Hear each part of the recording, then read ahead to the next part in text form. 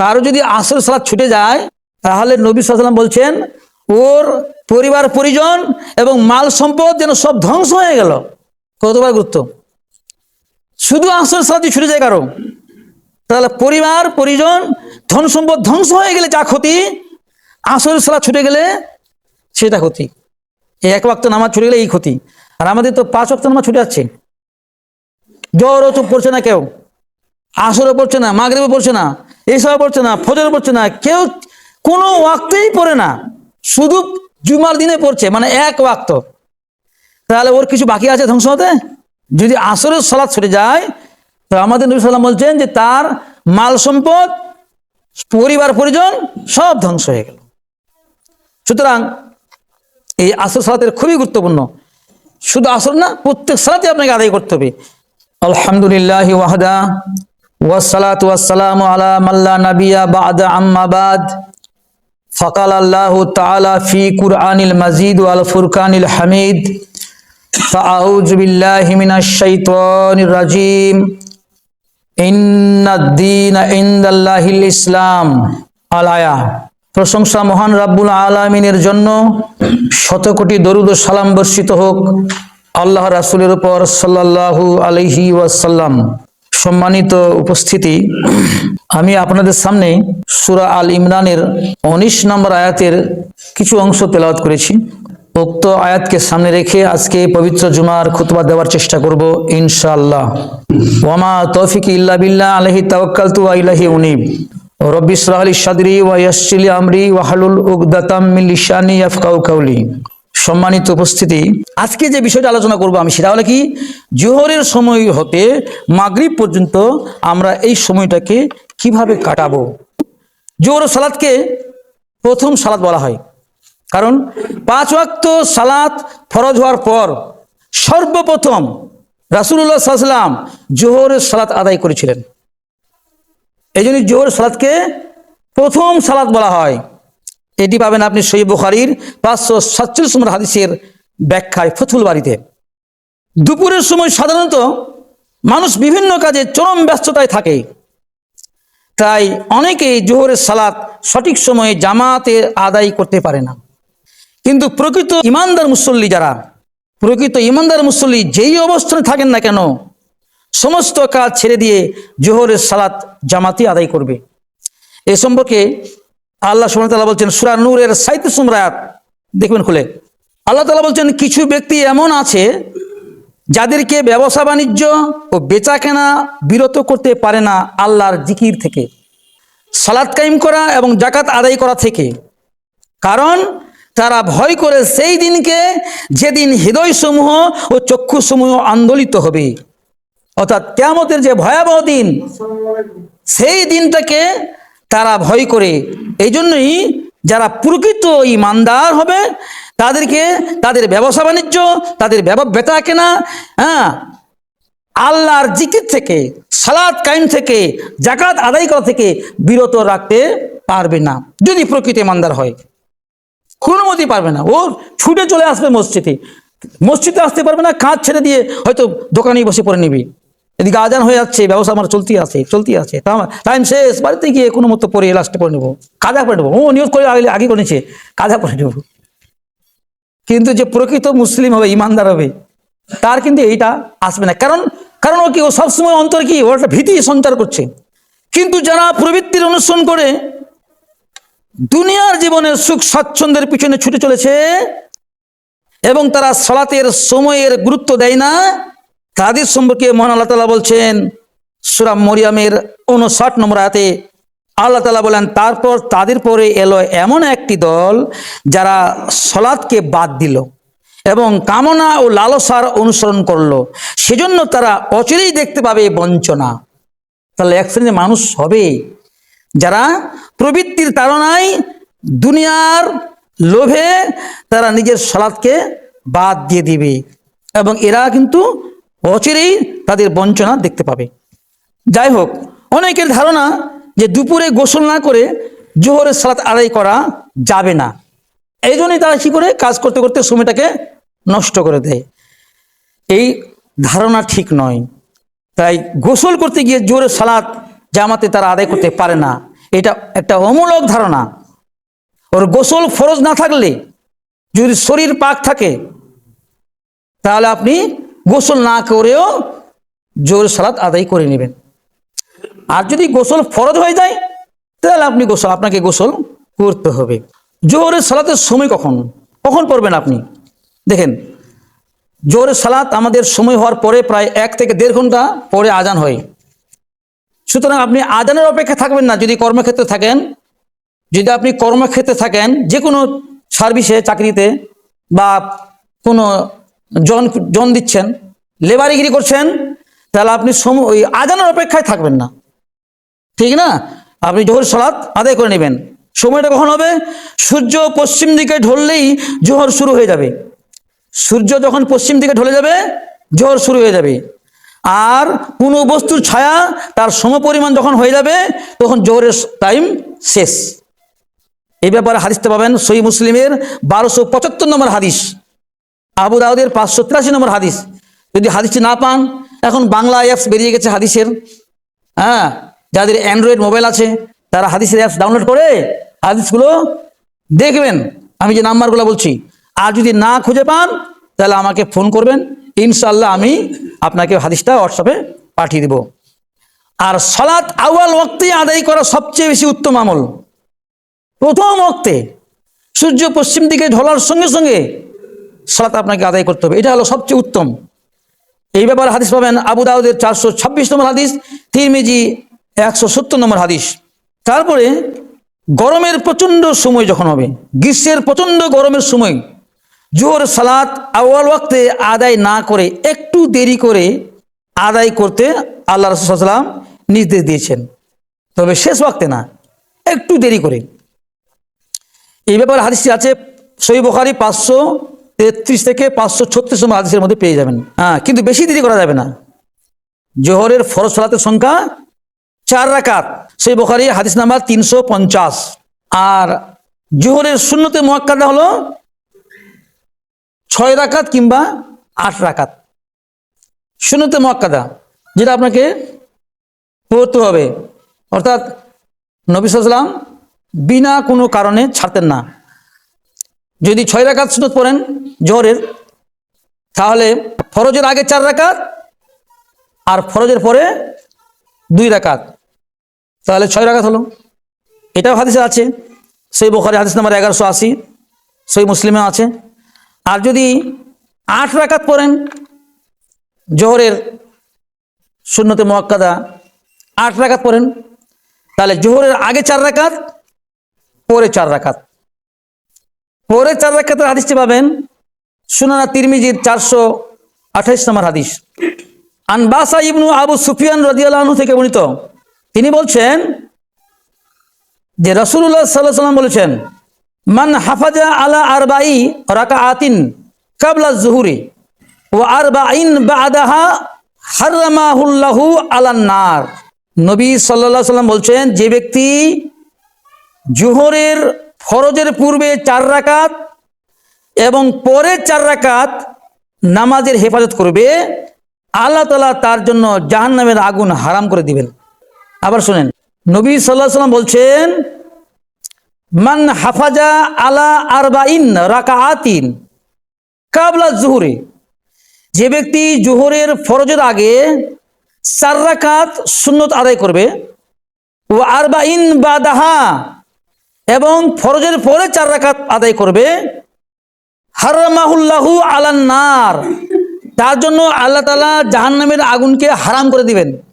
হাদিসটি পাবেন সুনান আত-তিরমিজি 428 নম্বর হাদিস, হাদিসটি সহিহ। তাহলে 8 রাকাতও পড়া যায়। তারপরে সুন্নত নামাজ সবচেয়ে উত্তম হলো 2 রাকাত করে সালাম ফিরিয়ে পড়া।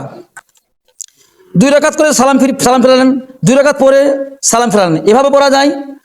আবার কেউ যদি জোহরের ফরজের আগে 4 রাকাত এক সালামেও পড়ে, তাহলে সেটাও জায়েজ।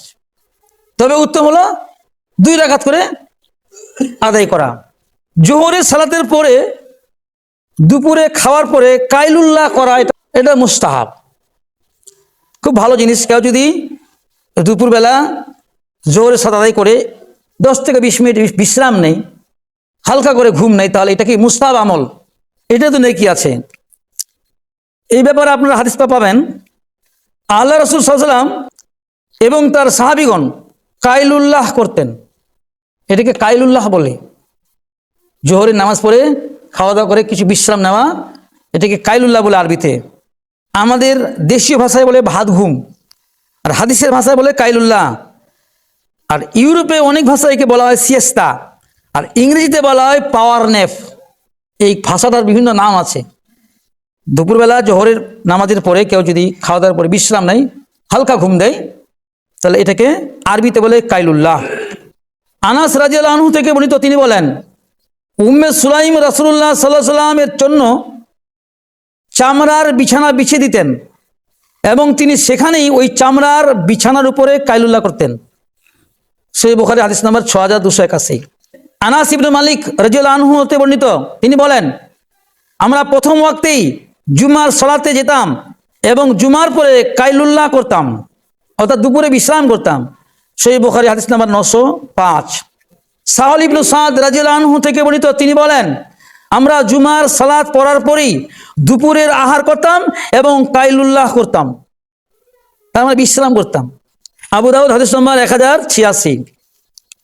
এটা একটি মুস্তাহাব আমল। তারপরে আসরের সালাতের সময় এবং গুরুত্ব কি? আসরের সালাত খুবই গুরুত্বপূর্ণ, বিশেষ করে আসরের সময় হাটে বাজারে কেনা বেচা এবং মানুষের বিভিন্ন ব্যস্ততার কারণে এই আসর সালাতে মানুষ উদাসীন হয়ে পড়ে, ফলে অনেকেই আসর সালাত ইচ্ছাকৃতভাবে কাজা করে দেয়। তাই আল্লাহ তাআলা বলছেন সূরা বাকারার 238 নম্বর আয়াতে, আল্লাহ তাআলা বলেন, তোমরা হেফাজত করো সালাত সমূহের, বিশেষ করে মধ্যবর্তী সালাতের। মধ্যবর্তী সালাত মানে আসরের সালাত।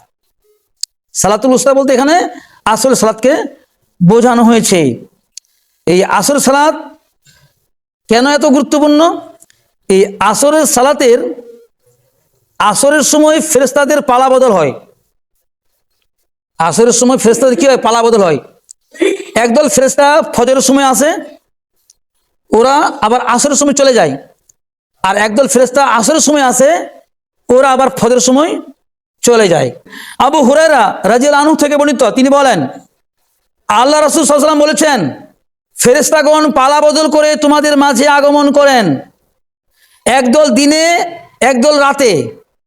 আসর ও ফজরের সালাতে উভয় দল একত্রিত হয়, আসর এবং ফজর নামাজে উভয় দলের মিলিত হয়। অতঃপর তোমাদের মাঝে রাত যাপনকারী দলটি উঠে যান, তখন তাদের প্রতিপালক তাদেরকে জিজ্ঞাসা করেন, ফেরেশতাদেরকে, আমার বান্দাদের কি অবস্থায় রেখে আসলে? যখন আসরের সময় একদল ফেরেশতা চলে যায়, তখন আল্লাহ তাআলা জিজ্ঞাসা করে ফেরেশতাদেরকে যে আমার বান্দাদেরকে কি অবস্থায় রেখে আসলে? অবশ্য তিনি নিজেই তাদের ব্যাপারে সর্বাধিক অবগত। উত্তরে ফেরেশতারা বলেন, আমরা তাদেরকে সালাত আদায়রত অবস্থায় রেখে এসেছি, আর আমরা যখন তাদের নিকট গিয়েছিলাম তখনও তারা সালাত আদায়রত অবস্থায় ছিলেন। কি বুঝা গেল? ফেরেশতারা আল্লাহর কাছে গিয়ে বলছেন যে আমরা যখন গেলাম তখন গিয়ে দেখছি তারা সালাতরত অবস্থায় আছেন, আর যখন ফিরে আসলাম তখনও দেখছি তারা সালাতরত অবস্থায় আছেন। কারণ এই দুটো সময়ে ফেরেশতাদের মিলন হয়। এই দিক দিয়ে বোঝা গেল যে আসরের সালাতটা খুবই গুরুত্বপূর্ণ সালাত। হাদিসটি পাবেন সহিহ বুখারী 555 নম্বর হাদিস, সহিহ মুসলিম 632 নম্বর হাদিস। আসরের সালাত এত গুরুত্বপূর্ণ, আপনি একটি হাদিস শুনলেই বুঝতে পারবেন। আব্দুল্লাহ ইবনে উমর রাদিয়াল্লাহু আনহু থেকে বর্ণিত, আল্লাহ রাসূল সাল্লাল্লাহু আলাইহি ওয়াসাল্লাম বলেছেন, যদি কোনো ব্যক্তির আসরের সালাত ছুটে যায় তাহলে যেন তার পরিবার পরিজন ও মাল সম্পদ সবকিছুই ধ্বংস হয়ে যায়। কারো যদি আসরের সালাত ছুটে যায় তাহলে নবী সাল্লাল্লাহু আলাইহি ওয়াসাল্লাম বলছেন ওর পরিবার পরিজন এবং মাল সম্পদ যেন সব ধ্বংস হয়ে গেল। কতবার গুরুত্ব! শুধু আসরের সালাত ছুটে যায় কারো, তাহলে পরিবার পরিজন ধন সম্পদ ধ্বংস হয়ে গেলে যা ক্ষতি, আসরের সালাত ছুটে গেলে সেটা ক্ষতি। এক ওয়াক্ত নামাজ ছুটে গেলে এই ক্ষতি। আর আমাদের তো 5 ওয়াক্ত নামাজ ছুটে যাচ্ছে। জোহরও তো পড়ছে না কেউ, আসরও পড়ছে না, মাগরিবও পড়ছে না, এশাও পড়ছে না, ফজরও পড়ছে না, কেউ কোনো ওয়াক্তেই পড়ে না।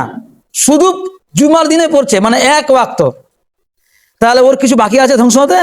যদি আসরের সালাত ছুটে যায় তো আমাদের নবী সাল্লাল্লাহু আলাইহি ওয়াসাল্লাম বলছেন যে তার মাল সম্পদ, পরিবার পরিজন সব ধ্বংস হয়ে গেল। সুতরাং এই আসর সালাতের খুবই গুরুত্বপূর্ণ। শুধু আসর না, প্রত্যেক সালাতে আপনাকে আদায় করতে হবে। দেরি করে আসরের নামাজ পড়া হচ্ছে মুনাফিকের নামাজ। দেরি করে আসর নামাজ পড়া কার নামাজ? মুনাফিকের নামাজ। আপনারা হাদিসটি পাবেন সহিহ মুসলিমের হাদিস 1299, হাদিস ফাউন্ডেশন থেকে অনুবাদ। যারা সূর্যাস্তের অপেক্ষা করতে করতে সূর্যাস্তের পূর্ব মুহূর্তে মুরগির ঠোক মারার মতো তাড়াতাড়ি 4 রাকাত আসরের নামাজ পড়ে, রাসূলুল্লাহ সাল্লাল্লাহু আলাইহি ওয়াসাল্লাম এদের সালাতকে, এদের নামাজকে মুনাফিকের নামাজ বলেছেন। সহিহ মুসলিম হাদিস নাম্বার 1299, আবু দাউদে আছে 413 নম্বর হাদিস। আলা ইবনু আব্দুর রহমান রহমতুল্লাহ আলাইহি থেকে বর্ণিত, তিনি বলেন, তিনি একদিন আনাস ইবনু মালিক রাদিয়াল্লাহু আনহু এর বাড়িতে গেলেন, আর বাড়িটি মসজিদের পাশেই অবস্থান ছিল। তিনি তখন সবেমাত্র জুহরের সালাত আদায় করেছেন। আলা ইবনু আব্দুর রহমান বলেন, আমরা তার কাছে গেলে তিনি আমাদেরকে জিজ্ঞেস করলেন, তোমরা কি আসরের সালাত আদায় করেছো? আমরা জবাবে তাকে বললাম, আমরা এইমাত্র জোহরের সালাত আদায় করে আসলাম। উনি বলছেন যে জোহরের সালাত আদায় করে আসলাম, আর ইনি আসরের সালাত আদায় করে আসলেন। এই কথা শুনে তিনি বললেন, যাও আসরের সালাত আদায় করে আসো। এরপর আমরা গিয়ে আসরের সালাত আদায় করে তার কাছে ফিরে আসলে তিনি বললেন, আমি রাসূলুল্লাহ সাল্লাল্লাহু আলাইহি ওয়াসাল্লামকে বলতে শুনেছি, তিনি বলেছেন, ওই সালাত হলো মুনাফিকের সালাত, যে বসে বসে সূর্যের প্রতি তাকাতে থাকে, আর যখন তা অস্তপ্রায় হয়ে যায় তখন উঠে গিয়ে 4 বার ঠোকর মেরে আসে। এভাবে সে আল্লাহকে কমই স্মরণ করতে পারে। আর বেশিরভাগ আমাদের মসজিদে কি হয়, আসরের নামাজটা সময় ওয়াক্ত পার করেই হয়। কারণ আসরে যে সালাতটা শুরু হবে, সূর্য পশ্চিম দিকে হেলে গেল তখন জোর শুরু, আর ছায়া যখন সমপরিমাণ হবে, কোনো বস্তু সমপরিমাণ হবে, তখন জোর সালাত শেষ, আসর শুরু। আর সূর্য যখন হলুদ বর্ণ ধারণ করবে, অর্থাৎ ছায়া যখন দ্বিগুণ বার হয়ে যাবে, তখন আসর সালাত শেষ। আর আমরা কি করছি, সূর্য যখন শেষ অবস্থা পশ্চিম দিকে একদম হলুদ কালার ধারণ করছে, তখন আজান হচ্ছে, আর আবার 10-15 মিনিট পরে জামাত, মানে আধ ঘন্টা পরেই মাগরিব শুরু হয়ে যাবে। কোনো বস্তুর ছায়া তার সমপরিমাণ হলেই আসর শুরু হয়, কোনো বস্তুর ছায়া তার সমপরিমাণ হলেই আসর শুরু হয়, এবং দ্বিগুণ হলে শেষ হয়। বস্তুর ছায়া যখন দ্বিগুণ হবে, আসরের সালাত টাইম শেষ। আবু দাউদ হাদিস নাম্বার 393, তিরমিজি হাদিস নাম্বার 149। কেউ যদি হাদিসটা দেখতে চায় আমাকে বলবেন, আমি পাঠিয়ে দেব। তারপরে বলছেন, বিশেষ কারণে অবহেলা না করে যদি সূর্যাস্তের পূর্বেও 1 রাকাত পেয়ে যায়, তাহলে সে আসর সালাত পেয়ে গেল। তার কোনো অবহেলা নাই, হ্যাঁ, বিশেষ কোনো কারণে হয়তো তার নামাজটা ছুটে গেছে, সে যদি মাগরিবের আগে 1 রাকাতও পেয়ে যায়, তাহলে সে আসর পেয়ে গেল। হাদিসটি পাবেন সহিহ বুখারী 556 নম্বর হাদিস। তাহলে বোঝা গেল যে কোনো কারণবশত যদি নামাজ ছুটে যায়, তাহলে শেষ ওয়াক্তে পড়া যাবে। আর ইচ্ছা করে জামাতে বসে টাইম টেবিল ঠিক করে একবারে সূর্য প্রায় শেষের দিকে হলুদ রং ধরে ধারণ করেছে, আর ওই সময় আজান, তারপরে একদম সূর্য ডুবার আধ ঘন্টা আগে জামাত, এই নামাজটা হচ্ছে মুনাফিকের নামাজ হয়ে যাবে। আসরের ফরজ সালাতের সংখ্যা হলো 4। আসরের ফরজ নামাজের সংখ্যা 4। আসরের ফরজ সালাতের পূর্বে ও পরে কোনো সুন্নতি মুআক্কাদা প্রমাণিত নাই, সহিহ হাদিস দ্বারা প্রমাণিত নাই। আসরের আগে বা পরে কোনো নামাজ, সুন্নত নামাজ সহিহ হাদিস দ্বারা প্রমাণিত নয়। তবে কেউ যদি মসজিদে এসে 2 রাকাত পরে বসতে পারে, সেটা আলাদা। এবার আসরের সালাতের পর কি করতে হবে, করণীয় কি, বর্জনীয় কি, এটা খুবই গুরুত্বপূর্ণ জিনিস, এটা শোনা খুব প্রয়োজন। আসর সালাত আদায়ের পর সূর্যাস্ত পর্যন্ত কোনো আর সালাত নেই, কথাটা সঠিক, কিন্তু আমাদের বুঝতে ভুল হচ্ছে। আগে হাদিসটা শুনেন, আবু সাঈদ খুদরি রাদিয়াল্লাহু আনহু থেকে বর্ণিত, তিনি বলেন, আমি রাসূলুল্লাহ সাল্লাল্লাহু আলাইহি ওয়াসাল্লামকে বলতে শুনেছি যে ফজরের পর সূর্য উদয় হয় উপরে না ওঠা পর্যন্ত, এবং আসরের পর সূর্য অস্তমিত না হওয়া পর্যন্ত কোনো সালাত নেই। সহিহ বুখারী হাদিস নাম্বার 586, সহিহ মুসলিম হাদিস নাম্বার 827। তাহলে কি বোঝা গেল যে আসরের নামাজের পর আর কোনো নামাজ নেই। তাই বলে কি কোন নামাজ পড়া যাবে না? এখানে খুব প্রশ্ন, অনেকে প্রশ্ন করে। হ্যাঁ, যাবে। ব্যতিক্রম কিছু নামাজ আছে, যেগুলো ব্যতিক্রম নামাজ, সেগুলো আসরের জামাত হয়ে গেলেও পড়া যাবে। যেমন আমি বলছি, সালাতুল ফাতিহা অর্থাৎ ছুটে যাওয়ার সালাত আসর পর্যন্ত পড়া যায়। আপনার সালাত যদি ছুটে যায়, জোহর কিংবা ফজর ছুটে আছে, পড়েননি, কাজা হয়ে আছে, আসরের জামাত হয়ে গেল, ওই নামাজটি আপনি আসরের পরেও পড়তে পারবেন, কোনো অসুবিধা নেই। তারপরে ঘুমন্ত ব্যক্তি যখনই ঘুম থেকে জাগবে তখনই পড়ে নিবে। ঘুমিয়ে আছেন, জামাত ছুটে চলে গেছে, হ্যাঁ, তাহলে আপনি যখনই ঘুম থেকে উঠবেন তখনই পড়ে নেবেন। এই নয় যে জামাত তো শেষে গেছে আর পড়া যাবে না, না, পড়ে নেবেন। তারপরে তাহিয়াতুল মসজিদ নামাজ আসরের জামাতের পরে কেউ যদি মসজিদে গমন করে কোনো কারণে, আর যদি বসতে হয় তাহলে তাকে 2 রাকাত সালাত আদায় করে তারপরে বসতে হবে, এটা পড়া যাবে। তারপরে সালাতুল খুসুফ অর্থাৎ সূর্যগ্রহণের নামাজ, যদি আসরের পরে সূর্যগ্রহণ হয়ে যায় তাহলে সূর্যগ্রহণের নামাজ আদায় করা যাবে, যাবে না? যাবে। তারপরে সালাতুল জানাজার নামাজ, আসরের নামাজের পর জানাজার নামাজ আদায় করা জায়েজ আছে। যদি ওই হাদিস অনুযায়ী চলেন যে আসরের পর আর কোনো নামাজ নেই, তাহলে জানাজার নামাজ কিরকম পড়বেন? তাহলে আসরের পর জানাজার নামাজ পড়া যাবে, কোনো অসুবিধা নেই।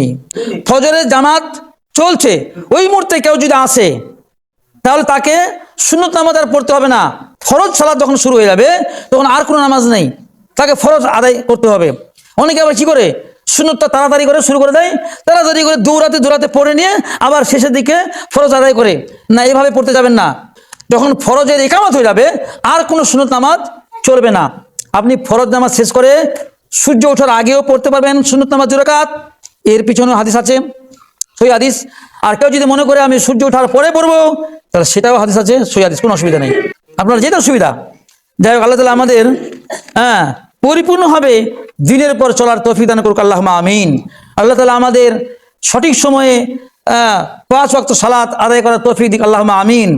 যে সমস্ত আমাদের দ্বীনি ভাইরা সালাতকে ছেড়ে দিয়েছেন অবহেলায়, আল্লাহ পাক তাদেরকে যেন 5 ওয়াক্ত সালাত আদায় করার তৌফিক দিক, আল্লাহুম্মা আমিন। যে সমস্ত ভাইরা নামাজ ছেড়ে দিয়েছেন ইচ্ছাকৃতভাবে, তারা শুধু নামাজ পড়লে হবে না, তাদেরকে তওবা করতে হবে। 2 রাকাত নামাজ ভালো করে উজু করে 2 রাকাত নামাজ পড়ে আল্লাহর কাছে ভালো করে দোয়া করবেন, হাত তুলে কান্নাকাটি করে তওবা করবেন, আল্লাহ আমি তওবা করছি, আমি ফিরে আসছি, আর আমি মরা পর্যন্ত নামাজ ছাড়বো না। তাহলে আপনার তওবা কবুল হলো, এরপরে আপনার নামাজ আদায় হবে। ইচ্ছা মতো নামাজ ছাড়ছেন আর ইচ্ছা মতো যখন তখন থেকে শুরু করে দিচ্ছেন, এটা কি ওই জমিতে হালবাহার চাষের মতো, যেখান থেকে বলেন সেখান থেকে ধরে নিলেন নাকি? বুঝতে পারলেন না? বুঝতে পারলেন কি না? 4 দিন নামাজ পড়লেন না, ছেড়ে দিলেন, আবার জোহর থেকে আরম্ভ করে দিলেন। 10 দিন নামাজ পড়েননি, জুমা থেকে আরম্ভ করে দিলেন। আপনার নামাজ কি করে হবে? আপনাকে তওবা করতে হবে আগে, তওবা করে আল্লাহর কাছে তো ফিরে আসতে হবে। আল্লাহ আমি তওবা করছি, ফিরে আসছি, আর আমি এই কাজ করব না, আমাকে তুমি ক্ষমা করো, তারপরে আপনার নামাজ কবুল হবে। ইচ্ছা মতো যখন তখন ছাড়ছেন আর যখন তখন ধরছেন। যাই হোক, আল্লাহ আমাদের সবাইকে বোঝার তৌফিক দিক, আল্লাহুম্মা আমিন। রব্বানা তাকাব্বাল মিন্না ইন্নাকা আনতাস সামিউল আলিম। সুবহানাকা আল্লাহুম্মা ওয়া বিহামদিকা আশহাদু আল্লা ইলাহা ইল্লা আনতা আস্তাগফিরুকা ওয়া আতুবু ইলাইকা। সুবহান রাব্বিকা রাব্বিল ইজ্জাতি আম্মা ইয়াসিফুন ওয়া সালামুন আলাল মুরসালিন ওয়ালহামদুলিল্লাহি রাব্বিল আলামিন। আসসালামু আলাইকুম ওয়া রাহমাতুল্লাহ। আমি সবার কাছে ক্ষমা চেয়ে নিচ্ছি, সময়টা আমার অতিবাহিত হয়ে গেছে, আমি খুবই দুঃখিত, কিন্তু প্রয়োজনের জন্য আমাকে সময়টা দিতে হলো। আপনারা ক্ষমার দৃষ্টিতে আমাকে দেখবেন, অন্য কিছু ভাববেন না।